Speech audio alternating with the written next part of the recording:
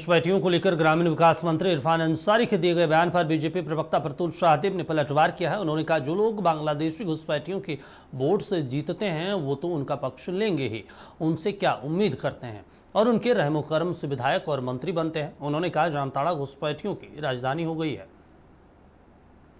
घुसपैठियों के वोट से जीतते हैं, उनके ही रहमो करम पर वो विधायक बनते हैं, मंत्री बनते हैं, उनसे क्या आप अपेक्षा करेंगे? वो तो उनका पक्ष लेंगे ही। अब इनको एक्सप्लेन करना चाहिए कि 1951 से 2011 के बीच में मुसलमान 13% कैसे बढ़ गए संथाल में, और जामताड़ा तो इनकी राजधानी हो गई घुसपैठियों की।